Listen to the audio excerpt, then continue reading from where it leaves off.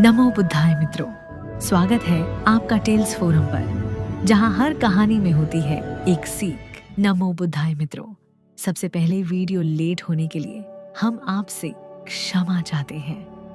कुछ तकनीकी कारणों से इस वीडियो में थोड़ी देर हुई, लेकिन आगे हमारी पूरी कोशिश रहेगी कि वीडियो नियमित रूप से आते रहें। हमें पता है कि आप सभी हमारे वीडियो का बड़ी उत्सुकता से इंतजार करते हैं और इसके लिए हम आपके हृदय से आभारी हैं। तो आइए अब आज की विशेष कड़ी शुरू करते हैं। बुद्ध की एक अत्यंत महत्वपूर्ण मुद्रा है भिक्षा मुद्रा।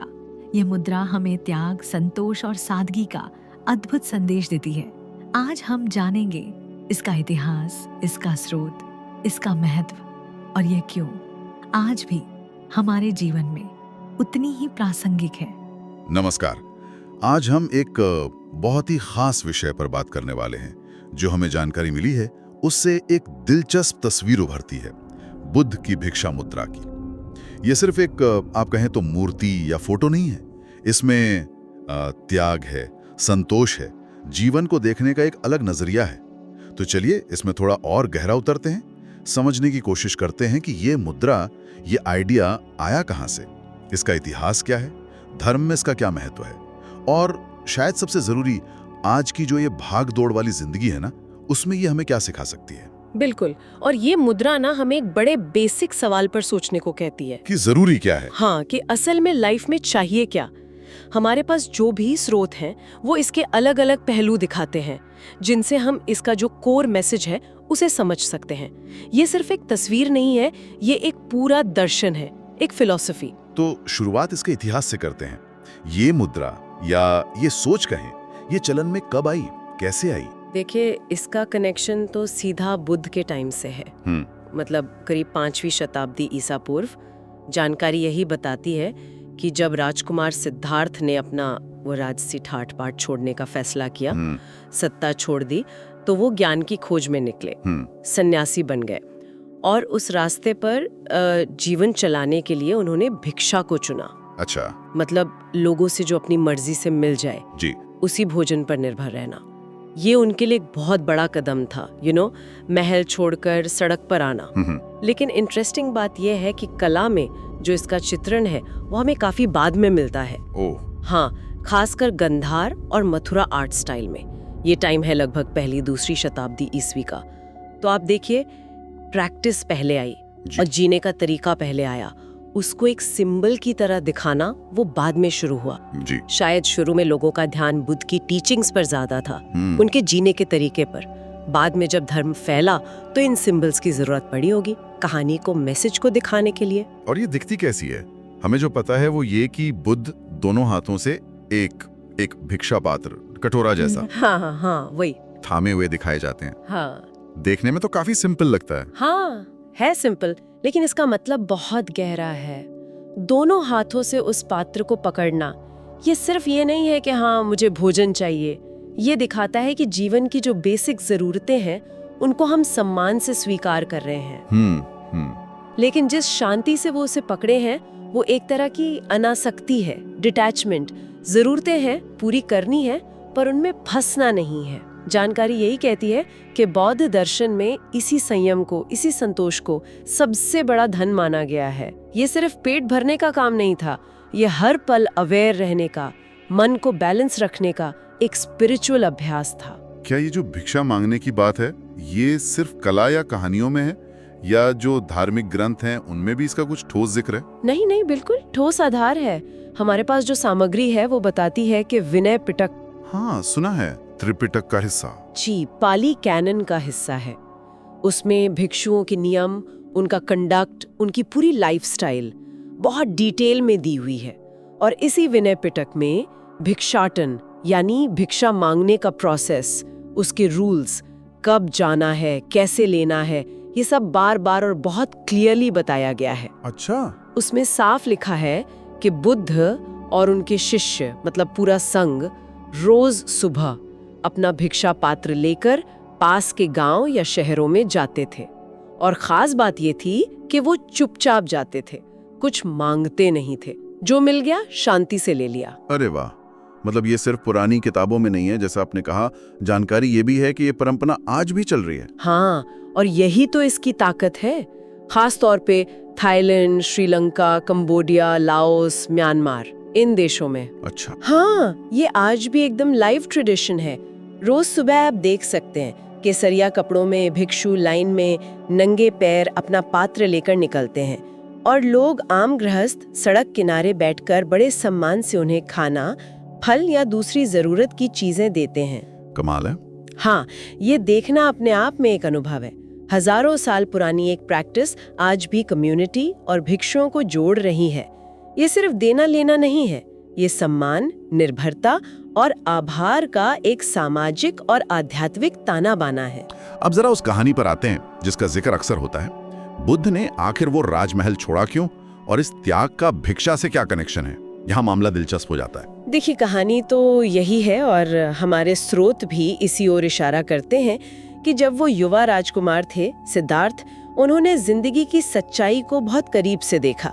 उन्होंने एक बूढ़े आदमी को देखा, एक बीमार को, एक मृत शरीर को, और फिर एक शांत संतुष्ट सन्यासी को। हाँ, वो 4 दृश्य। जी, इन चीजों ने उन्हें एकदम हिला दिया। उन्हें लगा कि ये जो दुनिया का सुख है, पावर है, लग्जरी है, ये सब तो टेम्पररी है, इनसे दुख से छुटकारा नहीं मिलता।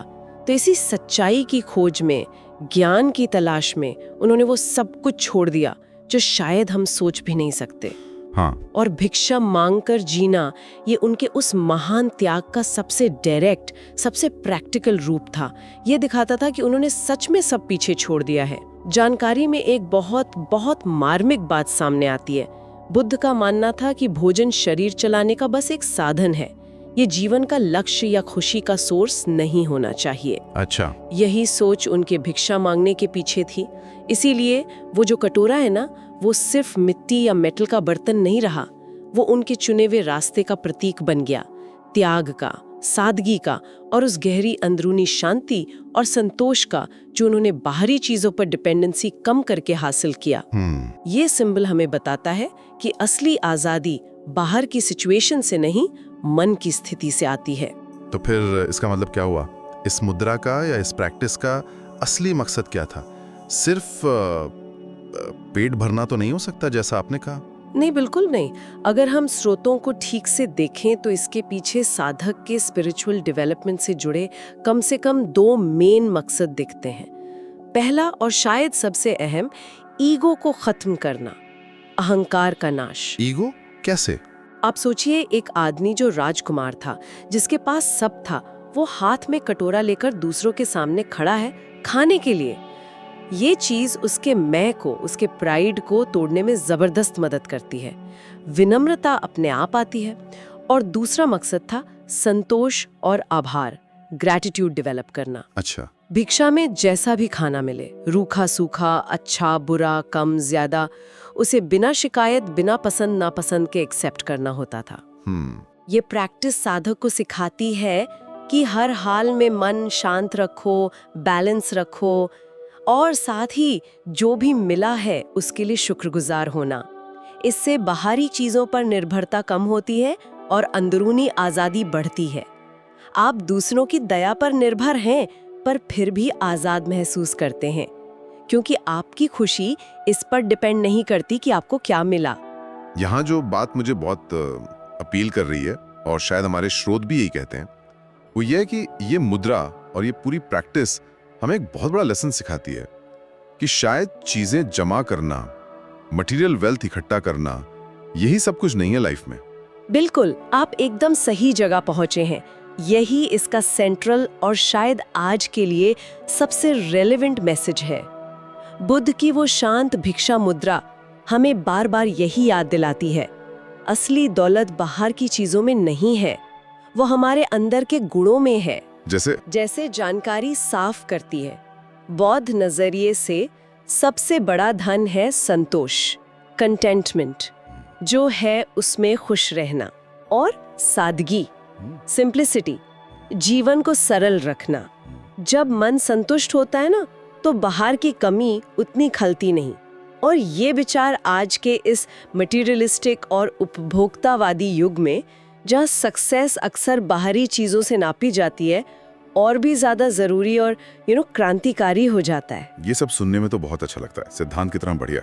लेकिन आज का आम इंसान जो ऑफिस जाता है, घर चलाता है, उसके लिए इसका प्रैक्टिकल मतलब क्या है? हम लोग कटोरा लेकर तो नहीं घूम सकते। आपका सवाल बिल्कुल वैलिड है। हम शब्दशाह भिक्षा नहीं मांगते, ठीक है, लेकिन इसके पीछे जो प्रिंसिपल्स हैं वो आज भी उतने ही बल्कि शायद ज्यादा जरूरी है। सामग्री हमें यही इशारा करती है कि इसका मैसेज यूनिवर्सल है। ये हमें अपनी रोज की जिंदगी में 2 चीजें अपनाने की याद दिलाती है, सादगी और आभार, सिंप्लिसिटी और ग्रैटिट्यूड। सादगी का मतलब है अपनी असली जरूरतें और अपनी कभी न खत्म होने वाली इच्छाओं के बीच फर्क करना सीखना। ये मुश्किल है। हाँ, मुश्किल है। क्या हमें वाकई वो सब चाहिए जिसके पीछे हम भाग रहे हैं, या बस चाहते हैं? जब हम थोड़ी कम चीजों में भी संतुष्ट होना सीखते हैं, अपनी जरूरतें पहचान कर उन्हें लिमिट करना सीखते हैं, जैसे वो भिक्षु करते थे, तो लाइफ अपने आप हल्की और शांत लगने लगती है। हम चीजों के बोझ से आजाद होते हैं, फिजिकली भी और मेंटली भी। और आभार का अभ्यास, ग्रेटिट्यूड प्रैक्टिस, यानी हमारे पास जो भी है, हेल्थ, फैमिली, दोस्त, छोटी छोटी खुशियां, उसके लिए एक्टिवली शुक्रगुजार होना, ये प्रैक्टिस भी संतोष बढ़ाने का एक बहुत पावरफुल तरीका है, जो भिक्षा की परंपरा में था ही। जो मिला उसके लिए थैंकफुल होना। और आज की यंग जनरेशन जो एक ऐसे टाइम में जी रही है जहां कंज्यूमरिज्म बहुत ज्यादा है, सोशल मीडिया पर तुलना, दिखावा, उनके लिए क्या मैसेज है इसमें? सामग्री कुछ कहती है इस पर? हाँ, बिल्कुल। जानकारी सीधे तौर पर आज की चुनौतियों को देखती है, खासकर युवाओं के कॉन्टेक्स्ट में, और एक बहुत पावरफुल सोचने वाला मैसेज देती है। हम इसे ऐसे कह सकते हैं, कंज्यूमरिज्म और दिखावे की इस दौड़ भरी दुनिया में असली आजादी शायद सादगी में ही है। ये तो उल्टा लगता है। हाँ, सुनने में उल्टा लगता है। हम सोचते हैं ज्यादा चीजें होंगी तो ज्यादा आजाद, ज्यादा खुश होंगे, पर होता अक्सर ये है कि हम उन चीजों को संभालने, उनकी देखभाल करने और फिर उनसे बेहतर पाने के चक्कर में उन्हीं के गुलाम बन जाते हैं। ये भिक्षा मुद्रा और इसके पीछे की सोच हमें आज के उन आइडिया से जोड़ती है जिनकी बहुत बात होती है, जैसे मिनिमलिज्म, न्यूनतमवाद। हाँ, मिनिमलिज्म मतलब कम चीजों के साथ लेकिन ज्यादा मीनिंगफुल लाइफ जीना। ये हमें सस्टेनेबिलिटी के बारे में भी सोचने को कहती है।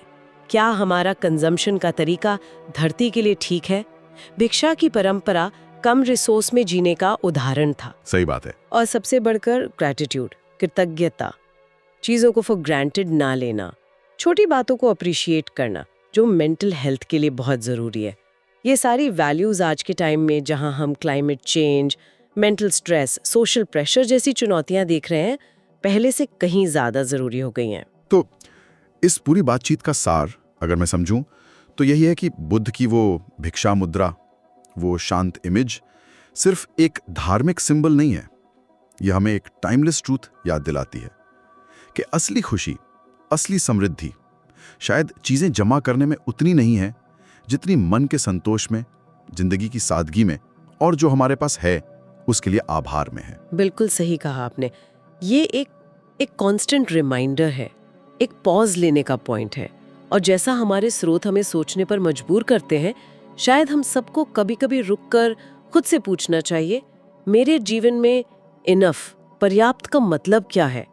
कहाँ पर मेरी असली जरूरतें पूरी होती हैं और कहाँ से मेरी इच्छाओं का वो अंतहीन सिलसिला शुरू होता है? ये गहरा सवाल है। हाँ, क्या मैं इन दोनों के बीच कोई बैलेंस बना पा रहा हूँ? ये सवाल हमें बाहर की दुनिया की रेस से हटाकर थोड़ा अंदर देखने को कहता है। और शायद जैसा बुद्ध ने पाया, असली शांति और संतोष का रास्ता उसी अंदर की खोज में ही मिले। मित्रों, इस प्रकार भिक्षा मुद्रा हमें यह सिखाती है कि सच्ची समृद्धि वस्तुओं के ढेर में नहीं, बल्कि संतोष, सादगी और कृतज्ञता में है। अगली वीडियो में हम जानेंगे बुद्ध की अभय मुद्रा और उसके पीछे का अद्भुत संदेश। अगर आपको यह वीडियो अच्छा लगा हो तो इसे लाइक करें, शेयर करें और हमारे चैनल टेल्स फोरम को सब्सक्राइब करना ना भूलें। धन्यवाद। नमो बुद्धाय।